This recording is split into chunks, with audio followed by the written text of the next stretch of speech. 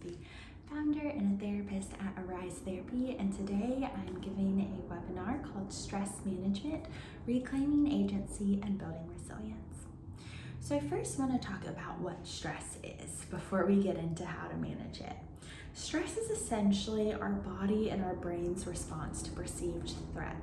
And how stress shows up is through the body. So this can look like issues with sleeping, tension in our chest or our jaw, fatigue, so on and so forth. For stress showing up in the mind, that can look like various things as well, but some examples are being really critical on ourselves, maybe anticipating or dreading future things. Maybe it's ruminating on past things as well. In terms of behavior, some examples of stress-induced behaviors include avoiding the thing we're feeling stressed about. Maybe we shut down, maybe we cope with distractions like going on our phone or stress eating, things to dull that sense of anxiety. And so stress can really show up in so many different ways. And today we're going to talk about stress management, and to do so, I'm actually going to be using a quote to frame our time together today. And this quote comes from a therapist named James Hollis, and he describes his work in doing therapy in this way.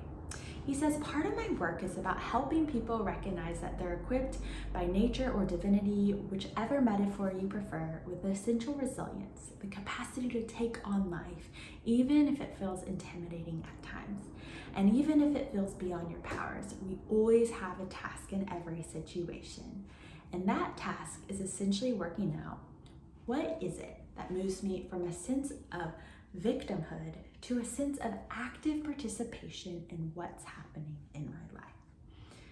Today, I'm going to be talking about the shift that James Hollis mentions, the shift from a sense of victimhood to a sense of active participation in what's happening in my life.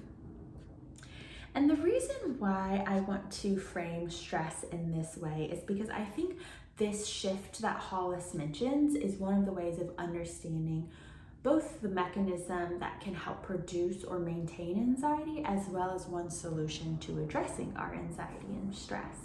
Stress is so often about feeling under-resourced and feeling unconfident, the sense that we can't handle the thing that we fear will happen. And I think this is really akin to that sense of victimhood that Hollis mentions. I want to be really careful when I say victimhood or this victim mindset, that this is not meant to blame folks who engage in this way. This is a very normal response that so many people use, and including myself at times.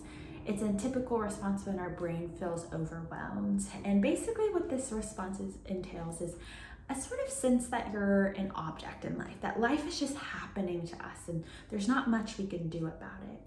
I think when you get into this state, some common feelings might include feeling small and helpless. Maybe you feel angry, hopeless. Maybe you feel some despair. And then often in this state, there are a few things involved. So one is you feel a sense of stuckness with whatever you're dealing with, whatever maybe the situation or the thoughts or feelings that arise. And then also your focus gets really, really attached to the situation and those feelings and thoughts. Why does our brain do this? I think our brains are wired to focus on the negative, to help with survival, and there can be some relief from this mindset too. It can provide a sense of comfort. It can help conserve energy because it prevents us from taking action. It can also feel familiar. But today we're going to talk about how do we move from this victim mindset to a sense of agency. And I want to define agency using Hollis's quote. I think agency is that sense of active participation in what's happening in our lives. So now, instead of feeling like an object, we become the subject. I want to be clear that agency is not a dismissal of what's happened. It's not self-blame or denial of reality and the very real unfair things that happen in our world, nor is it a false sense of limitlessness or total control. Agency, though, is just feeling like you are an active participant in conjunction with some of those other things. So how do we reclaim agency in our lives? I think starting with calming your brain down, Whether that's through deep breathing, whether that's through yoga or exercise or support from another person. First, start with honoring your nervous system and helping it get grounded. And then there are other things like validation, but doing so in a productive way. So you acknowledge what's happening, but try to do so almost like you're in the role of a caregiver, and be really mindful of your tone as you do so. So maybe you name like, yeah, this thing I went through was really hard, but sort of doing so with that gentle, kind tone rather than one maybe that feels a little bit more like it could reinforce powerlessness, like, this is so hard. I think that tone shift can really make a difference in the felt experience. And then shift into subject mode through how you think about the situation.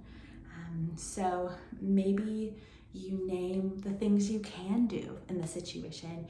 You stop focusing on what you can't control as much, and you really name, okay, but what can I do here and now?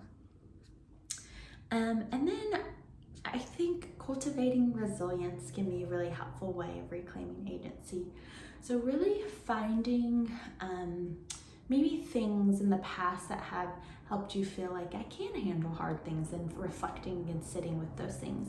Or you can use like Creating Possibilities protocol, which is a protocol from Dr. Kate Truitt, a psychologist who is a practitioner of a sort of therapy called havening. And basically this protocol is about how do we build new pathways in the brain. So maybe if you've been someone who tends towards that victim mindset, tends towards feeling helpless and powerless, Creating Possibilities is essentially asking questions and developing a curiosity so that you can feel a sense of resilience, or whatever feeling you might want to feel. But for our purposes today, we'll focus on resilience. So asking yourself, what if I can handle hard things? Or what if I am resilient? Whatever language works best for you, but cultivating a sense that maybe you are strong, maybe you can handle things.